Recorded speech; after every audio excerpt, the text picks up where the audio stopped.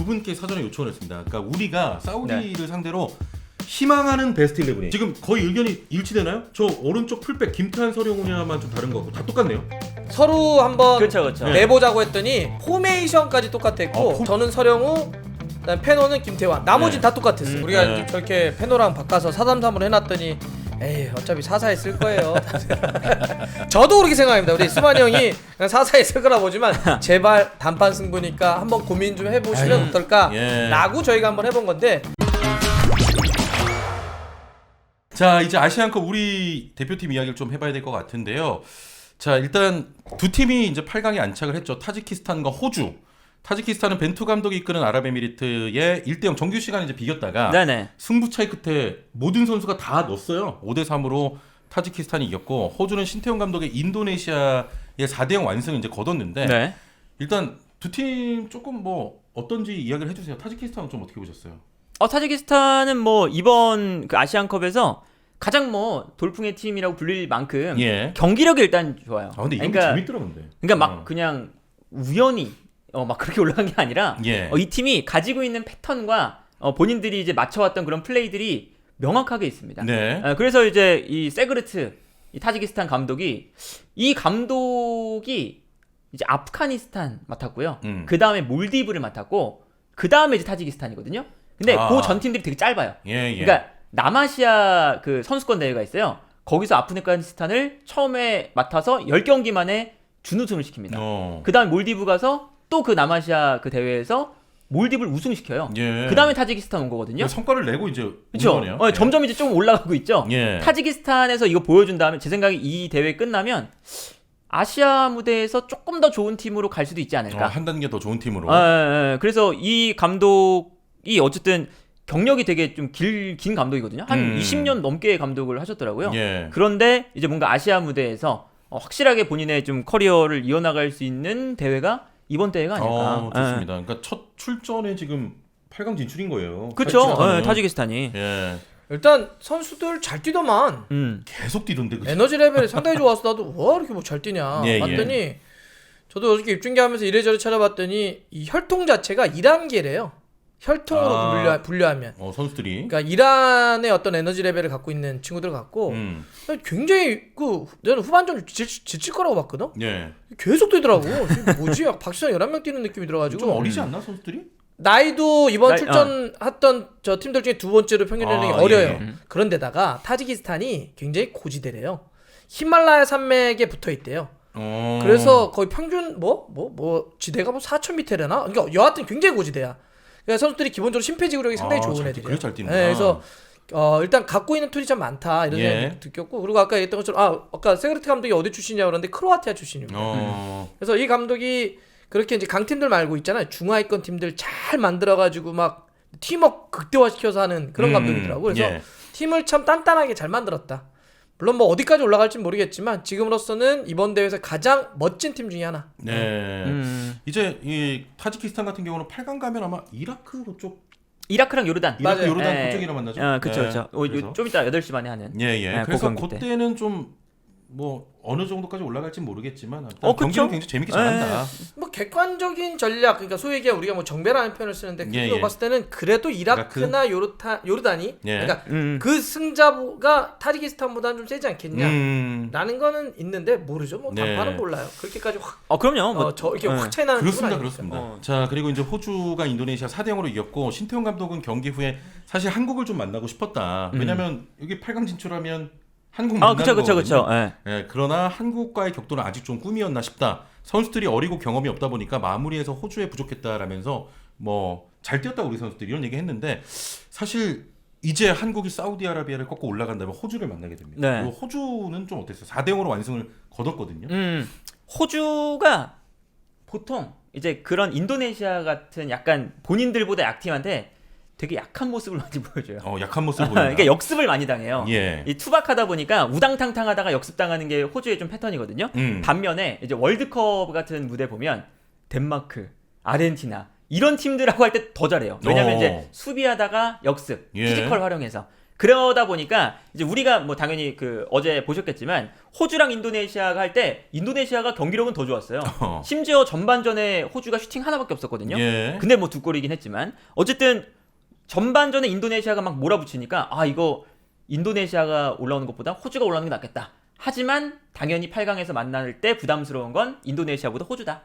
확실히 결정짓는 그런 부분에서 예. 피지컬로 막 밀고 들어가면서 결정짓고 하는 게 있더라고요. 그러다 보니까 우리가 뭐 만약에 사우디를 이긴다면 일단 그거부터 돼야 되지만 네. 이기고 올라갔을 때 호주랑 상대했을 때 우리가 늘 고생하던 피지컬적인 그런 안쪽에서 막 싸워주는 부분 이런 것들에 조금 우리도 고전할 가능성은 있다. 네. 근데 호주가 막 그렇게까지는 못하더라고요. 근데 호주 좀 재미없더라. 아유, 거기 그러니까 좀 그 지난 카타르 월드컵 예선 때부터 재미없다는 느낌 난 많이 받았거든요. 약간 그런 스타일이죠. 예. 그러니까 앞쪽도 이번 대회도 계속 갈아치우고 있잖아요.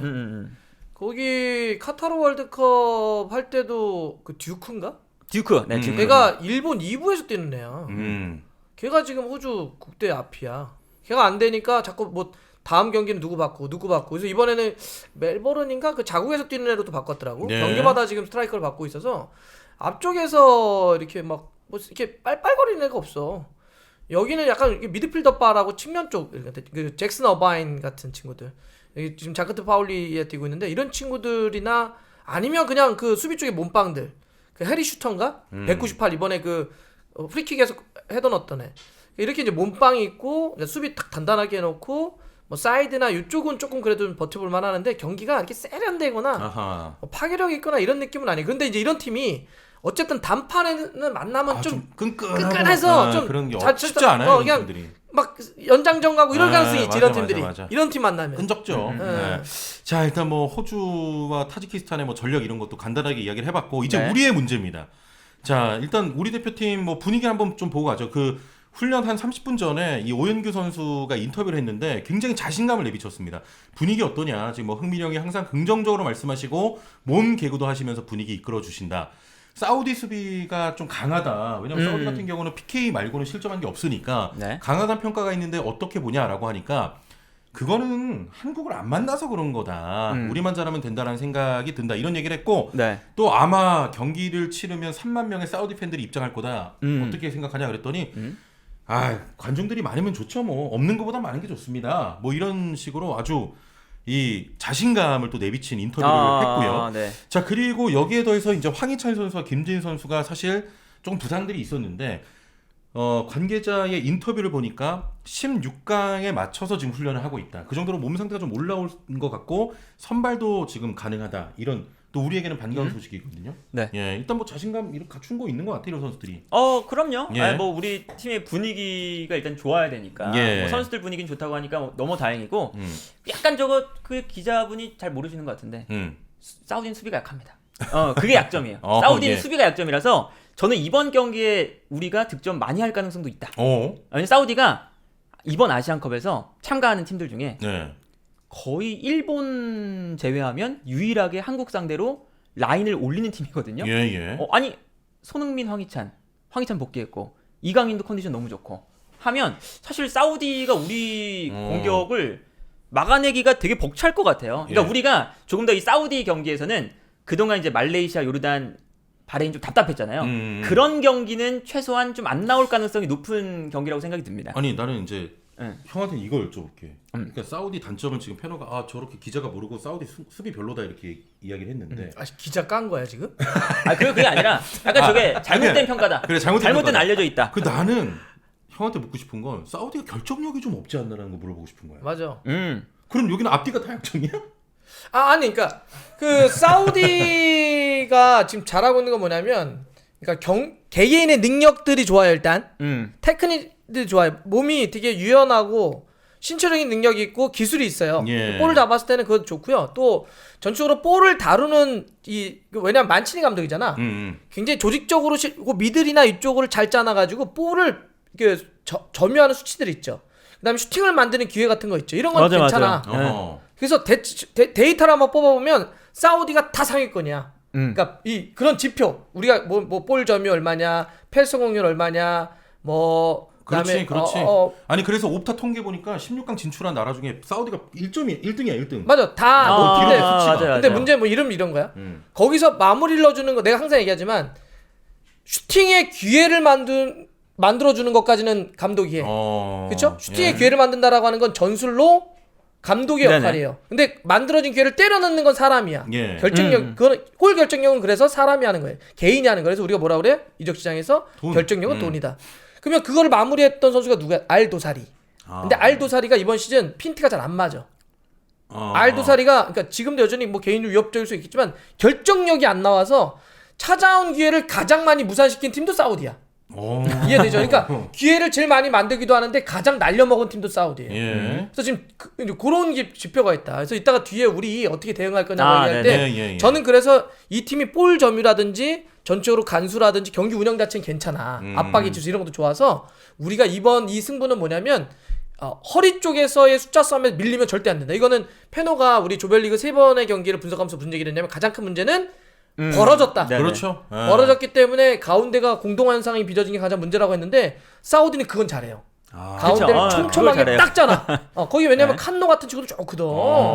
거기도 축이 좋잖아. 브라이, 칸노, 알도사리 이런 애들이 좋아서 가운데 딱 돼 있거든. 그래서 우리가 만약 거기가 벌어진다?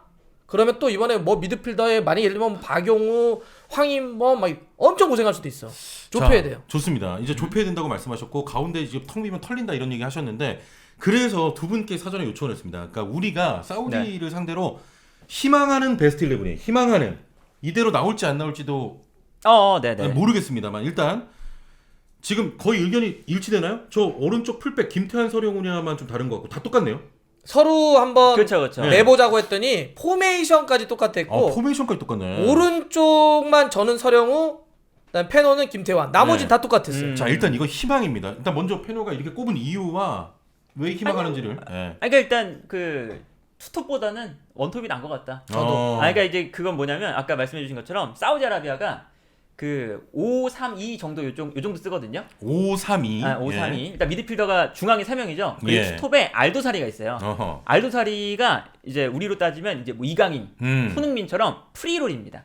그래서 내려와서 미드필더 싸움에 가담을 해줘요. 그러니까 사실상 한 4명?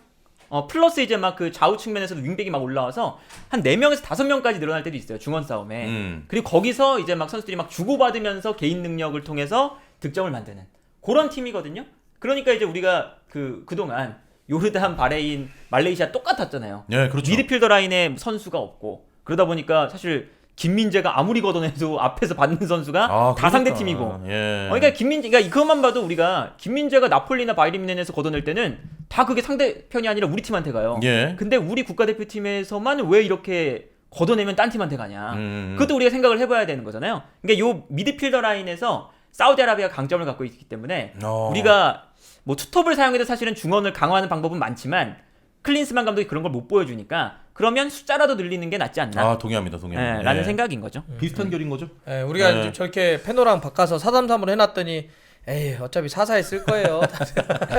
저도 그렇게 생각합니다. 우리 수만이 형이 그냥 4-4에 쓸 거라 보지만 제발 단판 승부니까 한번 고민 좀 해보시면 어떨까 라고 저희가 한번 해본 건데 저는 일단 여기서 핵심은 일단 기본적으로 미드필더를 3미들로 증가한 게 포인트고 또 하나는 이게 되기 위한 전제는 큰 전제 요약하자면 황희찬의 복귀가 매우 중요하다. 황희찬이 선발로 이 경기에 돌아오는 게 이 경기에 난 성패까지도 좌우할 수 있다 봅니다. 왜냐하면 황희찬이 저렇게 왼쪽에 돌아오게 되면 이재성을 황희찬 부상일 때 저 위치에 썼던 거잖아요. 안정적으로 가운데에 갖다 놓을 수 있죠. 이재성의 베스트 포지셔닝은 제가 봐도 저쪽입니다. 가운데서 함께 뛰는 거예요. 이재성은 황희찬 자리에 갖다 놓고 그동안 크리스만이 어떻게 썼냐? 황희찬처럼 썼어. 사람이 다른데 황희찬은 이강인 선수가 오른쪽에서 수비를 쭉 끌어당겨서 반대쪽으로 황희찬 쪽으로 쭉 오픈해주면 황희찬이 수비가 한 명 정도밖에 없을 거 아니에요. 왜냐하면 이강인 쪽으로 쭉 붙었으니까 한 명 붙은 수비수와 1대1 솔로 플레이 아이솔레이션을 치면서 들어갔던 선수 아니야. 근데 그걸 이재성에게 맡기더라고. 똑같아? 이재성이 그거 할 수 있어? 못하잖아요. 다르죠. 그러니까 계속 꼬였던 거야 경기다. 그러니까 이강인도 못 끼고 이재성도 못 끼고 앞에 있는 공격수도 묶였던 거거든요. 그래서 저는 황희찬이 돌아온다면 황희찬을 그 역할 다시 왼쪽으로 주고 그러면 이재성을 가운데로 안정적으로 돌리면서 3미들을 만들고 그래서 저는 황희찬 이게 되게 중요하다. 네. 그리고 또 하나 우리 봐요. 이 그림 봐요. 황희찬, 이재성, 황인범, 이강인 참 아름다운 이선입니다. 그죠? 영리하고 볼 잘 차는 선수들이 있죠. 그러면 가운데는 조규성 같이 좀 높이보다는 저렇게 좋은 이선들이 쭉쭉쭉 뽑아주고 스위칭을 걸 때 봐. 이재성 박스 안으로 하프 스페이스 공략할 수 있죠. 황희찬 충분히 들어가죠. 황인범도 들어가죠. 이강인도 들어갈 수 있는 유형이에요. 그러면 앞쪽에 있는 선수는 포스트 플레이보다는 계속 스위칭을 한다든지 연계를 한다든지 이렇게 만들어줄 수 있는 유형이 필요해요. 그러니까 즉 머리보단 발의 움직임을 통해서 이선과 함께 스위칭을 걸어줄 선수가 필요하다고요. 그러면 투톱보다는 손흥민의 토트넘과 같은 원톱, 손톱이 중요하다. 그림을 그려놨고요. 또 하나의 포인트 마지막으로 정리해드리자면 김진수입니다. 김진수가 상당히 중요해요. 김진수가 지금 부상 때문에 못 뛰다가 3차전 때 교체로만 뛰었는데 김진수는 직선적으로 올라가는 오버랩보다는 안쪽으로 골대 쪽으로 들어가는 언더랩을 잘 치잖아요. 자, 김진수가 언더랩을 쳤다고 생각하시죠. 그러면 이재성 정도 위치로 간다고 생각해봐요. 그러면 황희찬은 왼쪽으로 쭉 최대한 벌리겠죠. 터치라인 밟고 김진수는 가운데로 접겠죠. 그러면 수비수가 저쪽에 오른쪽 풀백이 있어요. 사우디에. 어떨 것 같아요? 애매해지지. 그렇죠. 누구 막을지 막 측면 쪽으로 넓게 벌린 황희찬을 잡을지 안쪽으로 파고 들어온 언더랩을 김진수를 잡을지. 헤맬 때 만약에 황희찬이 안 붙으면 황희찬이 솔로 플레이. 만약에 황희찬이 붙으면 김진수가 들어가서 거기서 2대1 1, 2, 3자 연결 아니면 직접 슈팅. 그렇기 때문에 저는 김진수 선수의 이번에 복귀는 매우 중요하다. 그래서 황희찬과 김진수가 이번에 저는 포인트라고 봅니다. 근데 이 두 선수가 그래도 지금 뭐 16강전에 맞춰서 몸을 만들고 있다고 하는데 변수가 되겠네 진짜. 선발로 나와서 어떤 활약을 펼치느냐가 포인트네요 이번 경기. 지금 제가 몇 분 계속 얘기를 했는데 조규성 나올 거라고. 뭐 저도 사실은 비슷하게 생각해요. 우리도 가끔 이렇게 방송하다 보면 지칠 때가 있어요. 그래도 아니 저는 요거 얘기는 할게요. 아니 혹시 이게 저는 조규성 선수 이 자체를 뭐라기보다는 전 전술에 있어서의 부재를 얘기하는 게 더 커요. 물론 전 조규성 선수가 이번 대회에 부진하다고 생각을 합니다. 조규성 선수의 이번 대회를 누가 잘했다고 얘기해요. 조규성 선수 개인의 문제 있어요. 더 잘해야 된다 생각을 일단 첫 번째. 두 번째는 조규성 선수를 저 손흥민 선수의 위치에 갖다 놓으니까 이선도 죽잖아. 아까 볼 잘 차는 친구들. 이 볼 잘 차는 친구들이 조규성 선수가 앞에 있으니까 어떻게 차요? 머리로 붙이잖아. 그러니까 저 아름다운 패스가 못 들어가는 그러니까 이선의 능력도 극대화되지 못하고 조규성 선수도 상대가 밀집되어 있는 자꾸 붙여만 들어가니까 자기도 죽고 결국 조규성 선수가 죽는 건 개인의 문제도 있지만 플러스 이 팀 전술 이 배치의 문제도 있는 거거든. 그러니까 조규성은 저희가 봐서 쪼커로 쓰면 돼요. 그리고 상대에 따라서 선발을 써도 되고 만약에 예를 들면 일본의 스즈키가 불안하다 그러면 조규성 써도 돼. 근데 지금 기본적으로 제가 봐서는 이걸 A 플랜으로 두고 조규성은 쪼커로 쓰자.